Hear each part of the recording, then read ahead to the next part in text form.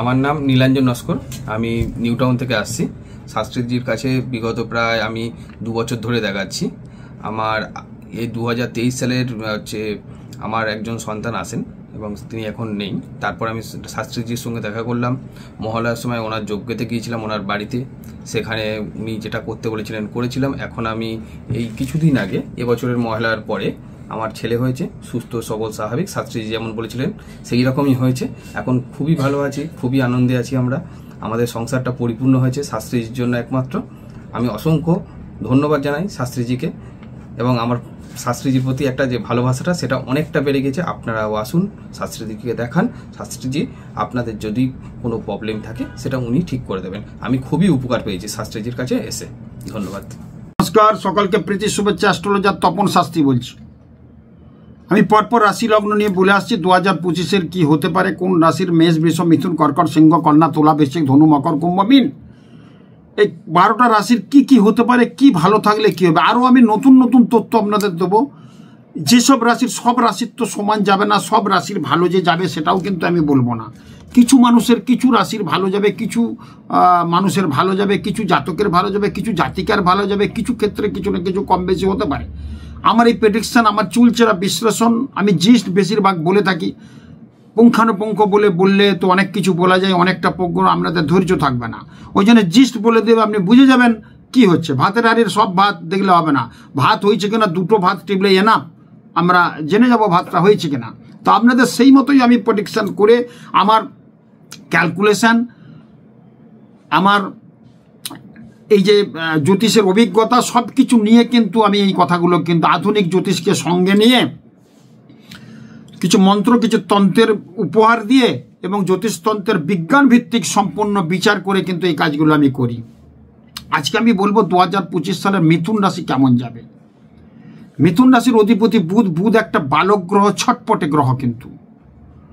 এবং 2025-এর মিথুন রাশির যারা জাতক জাতিকা আছে তাদের ক্ষেত্রে কিছু ভালো মন্দ আছে, অবশ্যই ভালো আছে, অবশ্যই মন্দ আছে। সব রাশির সব কিছু ভালো হবে না, তার মধ্যে কয়েকটা রাশির কিন্তু খুবই ভালো আছে, সেগুলো আমি বলতে থাকছি, আপনারা দেখছেন, আপনারা কিন্তু দেখে নেবেন। তার মধ্যে আমরা যেটা বিচার উপর নির্ভর করি, আমাদের 4টি গ্রহ কিন্তু আমাদের মূল অনেক দিন ধরে এক একটা রাশিতে থাকে। তার মধ্যে শনি থাকে 2.5 বছর। শনি থাকে 2.5 বছর একটা ঘরে, সারা বছর মানে ঘুরতে, তার সারা রাশিচক্র ঘুরতে তার 30 বছর সময় লাগে। রাহু এবং কেতু থাকে 1.5 বছর, সারা রাশিচক্র ঘুরতে তার 18 বছর সময় লাগে। আর বৃহস্পতি থাকে কিন্তু এক একটা ঘরে 1 বছর, সারা রাশিচক্র ঘুরতে তার কিন্তু সময় লাগে 12 বছর। তাহলে আমরা কি বললাম, 4টে রাশিকে আমরা কিন্তু শ্রেষ্ঠ, 4টে গ্রহকে আমরা কিন্তু অন্যভাবে দেখি, যার স্থিতিশীল অনেকটা। তার মধ্যে বৃহস্পতি একটা জ্ঞান চেতনা, বিবেক, বৈরাগ্য, ভীষণ একটা অর্থনৈতিক কারক গ্রহ। শনি আমাদের ন্যায়ের কারক গ্রহ, কর্মের কারক গ্রহ, বিচারপতির কারক গ্রহ, বিচারকের কারক গ্রহ শনি। রাহু কিন্তু খুব ভালো জায়গায় থাকলে ভীষণ কিন্তু ভালো একটা ফল দিয়ে দেয়। রাজনৈতিক পরিস্থিতি, রাজনৈতিক নেতা যারা আছে তাদের রাহু যদি ভালো থাকে তবে সে ভালো রাজনীতিক হতে পারবে এবং বিশৃঙ্খলা মুক্ত রাজনীতিক হতে পারবে। কেতু যদি কারোর ভালো হয়ে যায় তার ক্ষেত্রেও কিন্তু ভীষণ ভালো হয়। রাহু কেতু খারাপ থাকে তার বিভিন্ন দিক থেকে, প্রথম দিকে সে ভালো উঠবে, তারপর সে বিভিন্ন দিক থেকে তার জেল হাজত, জামালা, এইসবগুলো। রাহু কিন্তু জেল হাজত করায়। যেসব রাজনৈতিক নেতা জেলের একটা ব্যাপার আছে, বা জেলে গেছেন বা জেলে যেতে চলেছেন, তাদের ক্ষেত্রে কিন্তু রাহুর আপস অ্যান্ড ডাউনের মধ্যেই কিন্তু এগুলো হয়। রাহু একসময় ভালো থাকলে ভীষণ করে দেয়, তারপর রাহু যদি গোচরে বাজে গ্রহ, বাজে ঘরে পড়ে যায়, সেখানে কিন্তু ডিস্টার্বগুলো হয়ে যায়। রাহুর সাথে শনির যদি দশা চলে, রাহুর সাথে চন্দ্র এবং রাহুর সাথে রাহুর সাথে মঙ্গল, এইসব দশাগুলো চললে কিন্তু ভীষণ, রাহু কেতুর দশা চলে, রাহুর দশা কেতুর অন্তর্দশা, দুটো নেগেটিভ গ্রহের দশা, তো এইগুলো কিন্তু ভীষণ খারাপ হয়ে যায়। তখন কিন্তু আমাদের অযথা, কোনো দোষ নেই, অযথা কিন্তু একটা জেল হাজত হতে পারে, অযথা অ্যাক্সিডেন্ট দুর্ঘটনা হতে পারে, অযথা বাড়ির জিনিস খারাপ হয়ে যেতে পারে, অযথা বাড়ির সঙ্গে একটা কলহ লেগে যেতে পারে। তো আজকে আমি বলবো মিথুন রাশির 2025 কেমন যেতে পারে। 2025-এ মিথুন রাশিতে বৃহস্পতি অতিচার গতিতে যাবে, এটা কিন্তু ভীষণ একটা মিথুন রাশির ক্ষেত্রে কিন্তু ভালো। রাহু 10মে থাকবে, কেতু 3য় থাকবে, গয়ের যে পয়সান ভাগ্যপতি শনি কিন্তু সে জ্ঞানের গ্রহ, শুক্র একসঙ্গে যুক্ত হচ্ছে, বা শুক্রের শনির ঘরে শুক্রের একটা জুতি তৈরি হচ্ছে, ভীষণ ভালো। শনি কুম্ভতে নিজের ঘরে আছে কমফোর্টেবল জোনে, তারপর শনি কিন্তু যাবে 29 মার্চের পর মিনে চলে যাবে, এবং এটা কিন্তু ভাগ্যের জায়গাটা অনেক কিন্তু ভালো হওয়ার কথা, ভীষণভাবে একটা ভালো যোগ কিন্তু সৃষ্টি করছে। বুধ ষষ্ঠভাবে থাকছে, ষষ্ঠভাবে বুধ থাকলে একটু পড়াশোনার ক্ষেত্রে ডিস্টার্ব হবে। মিথুনের অধিপতি বুধ, বুধ একটা বালক গ্রহ, বুধ একটা ছটপটে গ্রহ। বুধের কাল কিন্তু 4 থেকে 14 বছরের মধ্যে বুধ কিন্তু থাকে। বুধ একটা নপুংসক হিজড়ে গ্রহ, কিন্তু বুধ একটা বালক গ্রহ। কখন কি বাচ্চা ছেলে যেমন কখন কি দুধে হাত দিয়ে দেবে, গরম দুধ ফেলে দেবে, গ্লাসের জলটা উল্টে দেবে, বুধ কিন্তু এরকম চঞ্চল একটা বালক ছটপটে গ্রহ এবং অতি কমনীয় গ্রহ। কিন্তু বুধের প্রভাবটা থাকে মানুষ্য জীবনে 4 থেকে 14 বছর। ওই জন্য প্রত্যেকের উদ্দেশ্যে বলেছি, যারা ছাত্রছাত্রী আছেন সেই সব বাবা মাদের উদ্দেশ্যে বলবো, একবার অন্তত 4 থেকে 14 বছরের মধ্যে যদি যতই ভালো পড়াশোনা করুক, আগামী দিনে 4 থেকে 14 পর তার কিছু ডিটোরিয়েশন আছে কিনা, তার কিছু খারাপ আছে কিনা, তার জন্য বিচার করে নেওয়া ভালো। বা এখন সিলি মিস্টেক করছে বাচ্চারা, বুধ যদি রাহুর সাথে যুক্ত হয়ে চলে যায়, বুধ যদি অশুভ জায়গায় থাকে, সিলি মিস্টেক করে দেখবেন। অঙ্কে জানি সবাই 80 পাবে, পেলো কিন্তু 45 কি 40। সব সাবজেক্টে সিলি মিস্টেক বুধের এইটা প্রভাবের ফলে কিন্তু হয়। আমাদের পড়াশোনার 4টে গ্রহ মেন, বুধ, রবি, বৃহস্পতি এবং চন্দ্র। বুধ আমাদের মেধা বুদ্ধির কারক গ্রহ, বৃহস্পতি জ্ঞান চেতনার কারক গ্রহ, রবি আমাদের বিদ্যাজনিত যশ দেবে। আমি যে লিখবো সে লেখাটা কিন্তু নাম্বার দেবে, কিন্তু বৃহস্পতি ভালো না থাকলে হবে না। আমিও লিখছি আমার বুধ ভালো, আপনিও লিখছেন আপনারও বুধ ভালো। কোন একটা সম্বন্ধে রচনা লিখতে দিয়েছে, দুজনেই সুন্দর, 2 পাতা করে সুন্দর লিখেছি, আমার বুধ ভালো, বৃহস্পতিও ভালো, আমি পেয়ে যাব 10-এ 10। আপনার বুধ ভালো, লিখেছেন ভালো, বৃহস্পতি খারাপের জন্য আপনি কিন্তু পাচ্ছেন না, বিবেকটা সেখানে ধাক্কা মারছে, আপনি 9 পাচ্ছেন কি 8 পাচ্ছেন। এই জায়গাগুলো কিন্তু ভ্যারিয়েশন হয় এই বুধ এবং বৃহস্পতির জন্যে। এবং এই যে সমস্ত নাম্বার ভালো ফল দেবে রবি, রবি হচ্ছে বিদ্যাজনিত যশ। চন্দ্র হচ্ছে মন, চন্দ্র মাতা, চন্দ্র গৃহ পরিবেশটা দেখে। চন্দ্রকে যদি ভালো না থাকে পড়াশোনা হবে না। আমার মাইন্ডটা যদি ডিস্টার্ব হয়ে গেলে আমি কি লিখবো? চন্দ্র খারাপ থাকে, পরীক্ষার আগে সব খারাপ হয়ে যায় শরীরগুলো।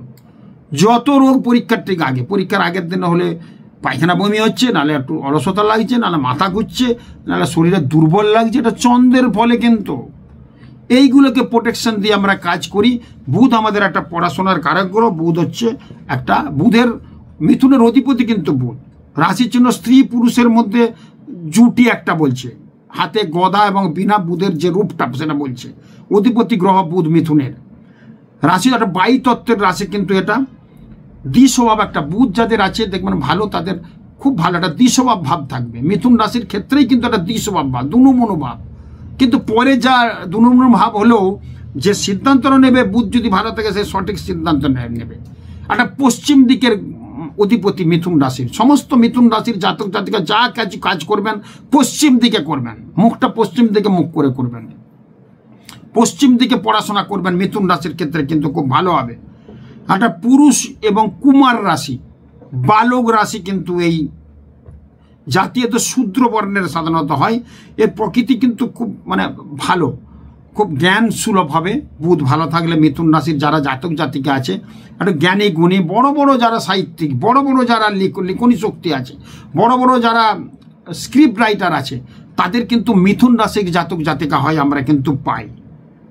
মিথুন রাশির কিন্তু উন্নতি ভীষণ ভালো হবে যদি বুধের পজিশন ভালো থাকে, রবির পজিশন ভালো থাকে, ভীষণ ভালো হয়। শুভ তারিখ হচ্ছে 5, 14 এবং 23 এবং 18। এই তারিখগুলো শুভ, এই তারিখগুলো শুভ কাজ করুন।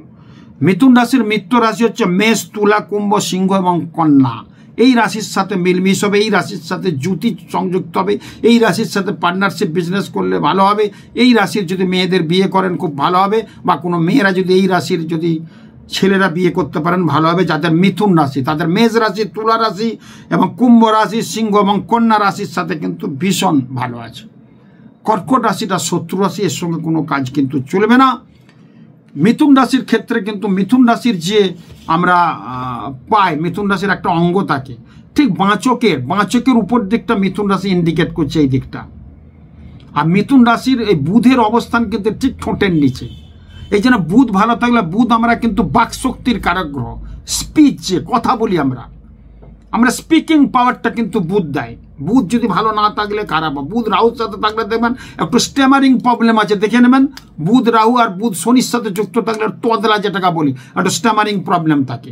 আর বুধ স্বচ্ছ রবি বুধের সাথে যুক্ত হয়ে থাকলে কথা স্পিকিং পাওয়ারটা প্রচণ্ড থাকবে, স্পিচ সে ভালো দিতে পারবে, ভালো রাজনৈতিক বক্তৃতা দেওয়ার জন্য যে কাজগুলো আছে সেগুলো সে করবে, ভালো গান বাজনার সাথেও কিন্তু যুক্ত থাকবে।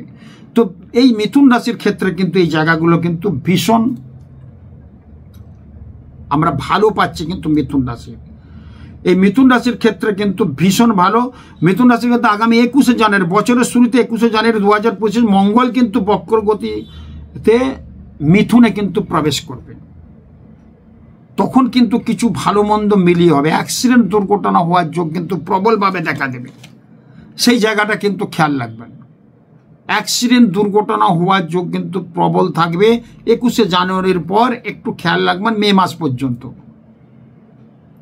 যাদের পড়াশোনার ক্ষেত্রে আছে মিথুন রাশির ক্ষেত্রে ভীষণ ভালো যোগ আছে, উচ্চশিক্ষার যোগ আছে, বাইরে যাওয়ার একটা যোগ থাকবে।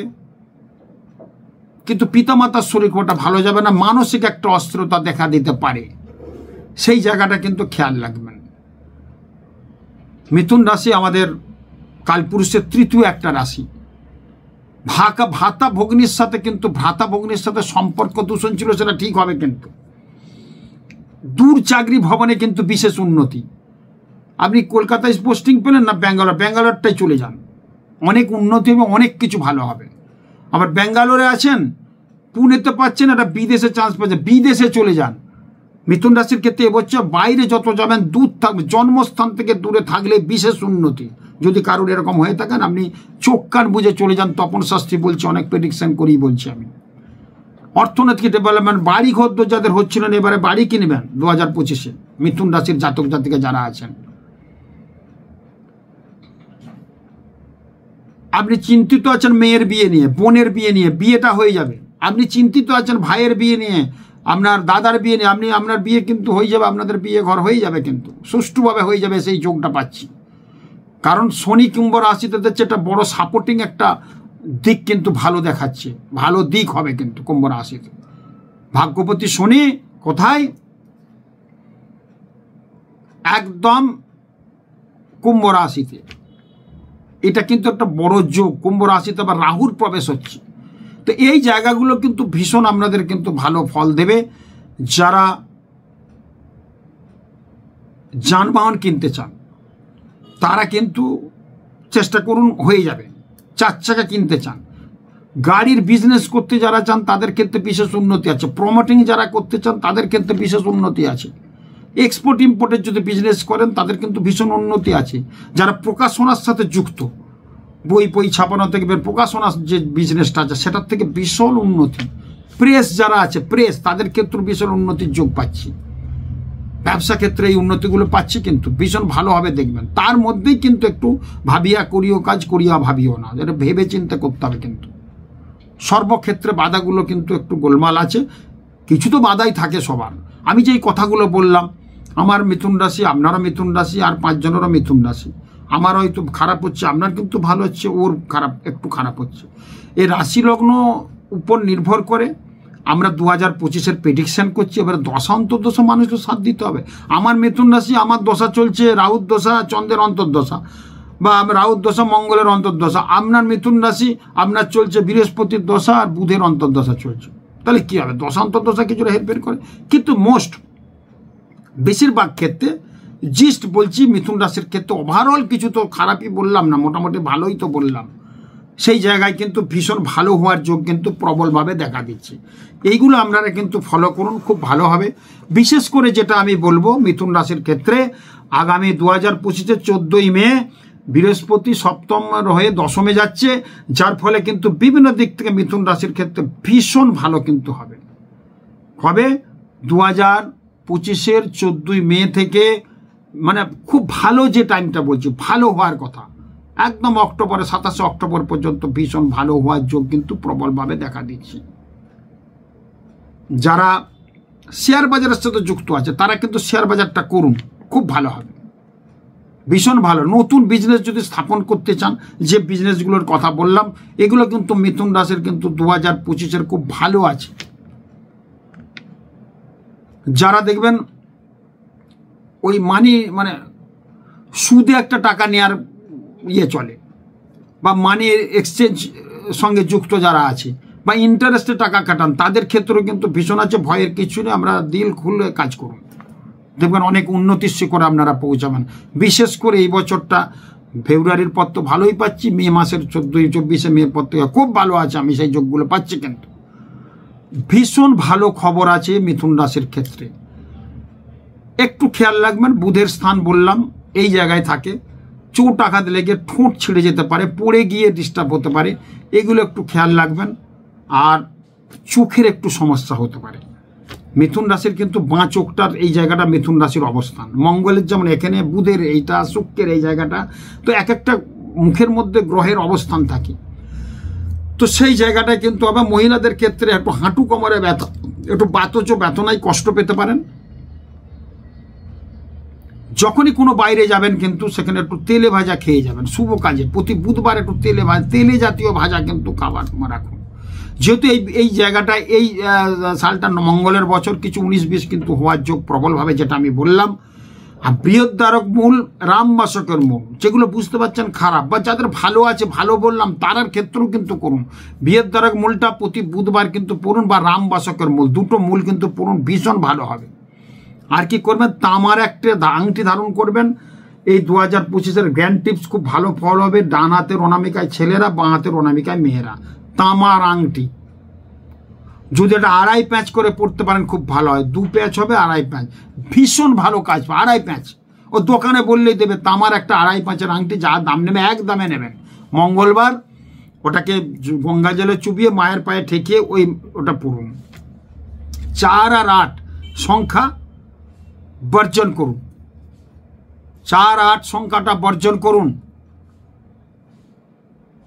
আর ব আর হ আর র, কি বললাম, ব, হ আর র, এই জাতক জাতিকা যাদের নাম আছে, ব মানে বি, হ মানে এইচ, র মানে আর, এরকম ব্যক্তি যদি থাকে, নিজের লোক বাড়ির লোক ছাড়া, পিতামাতা ছাড়া, নিজের লোক বাড়ির, নিজের লোকেরও গোলমাল হতে পারে, পিতামাতা ছাড়া,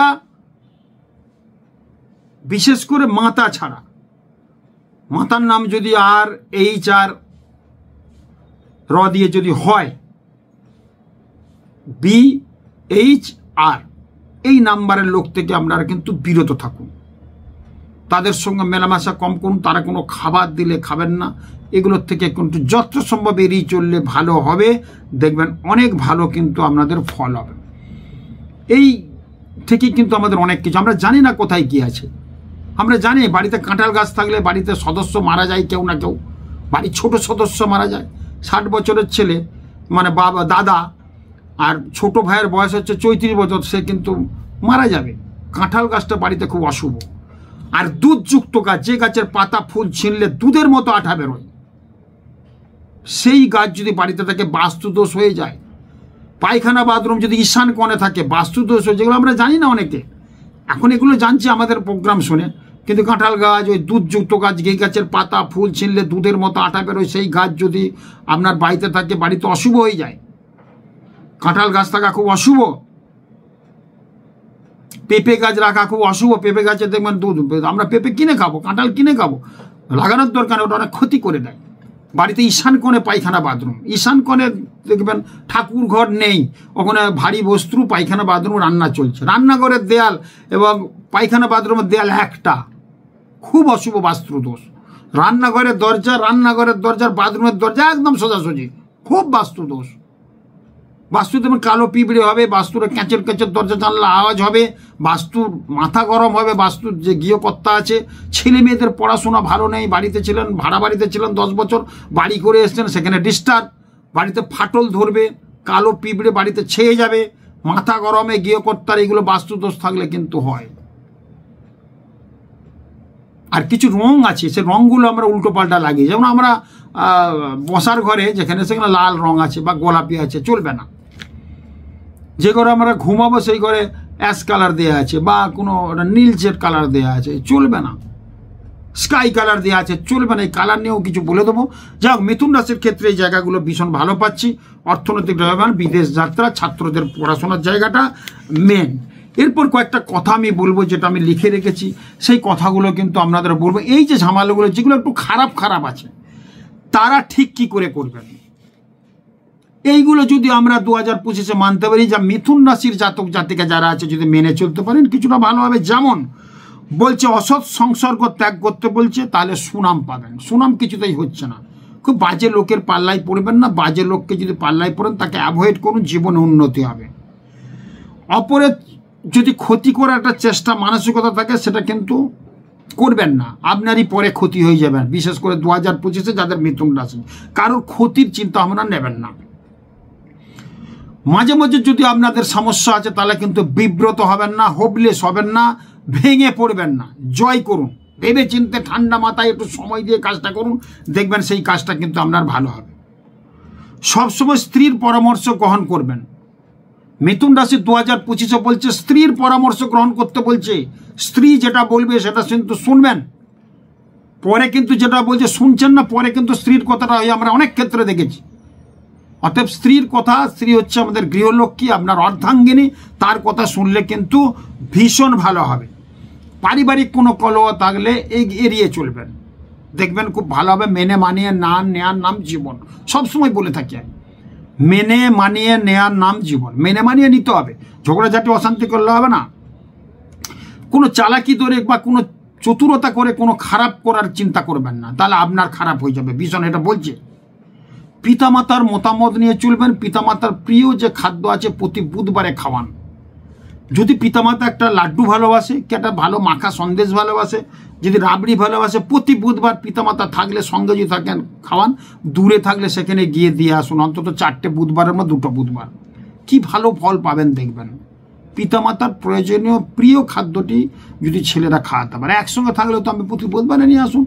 বাবা মার মুখে একটা মিষ্টি তুলে দেবেন যেটা ভালোবাসে, দেখবেন কি ভালো লাগবে, আপনারও শান্তি পাবেন। বাবাকে খাওয়ালাম, আর বাবা মাও বিরাট আশীর্বাদ দেবে, পিতামাতার আশীর্বাদটা বিরাট। এটা করুন।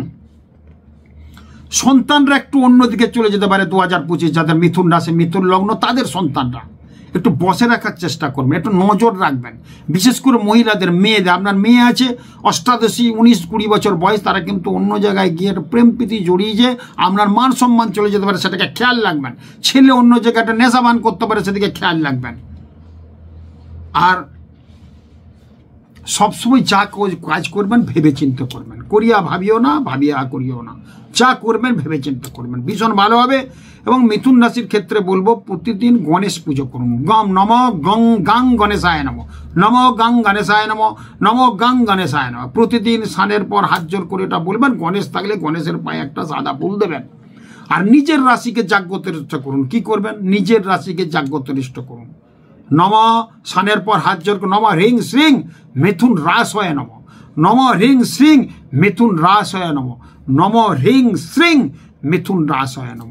এইগুলো কিন্তু আপনি ভীষণভাবে পাঠ করুন, আপনার জীবনে কিন্তু অনেক কিছু ভালো আসবে।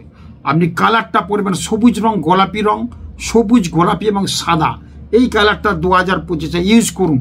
যখন বাইরে কোথাও বেরোবেন একটা বাঁ দিকের গালে লবঙ্গ দিয়ে বেরিয়ে যান, খুব দারুণ একটা ভালো ফল পাবেন, দারুণ ভালো। পেনটা সবুজ গোলাপি, রুমালটা সবুজ গোলাপি, এগুলো সব করুন, দেখবেন অনেক ভালো থাকবেন, অনেক ভালো হবে আপনাদের, ভীষণ ভালো। আরও কিছু বলার আছে, আমি মিথুন রাশির প্রাথমিক স্টেজে কিছু বললাম, আরও 2025-এ মিথুন রাশি আরও কি করে ভালো থাকবেন, কি করলে আপনাদের শুভ হবে, সেগুলো নিয়ে আপনাদের সামনে আলোকপাত করব। খুব ভালো থাকুন, নমস্কার, আপনাদের ভালো হোক 2025।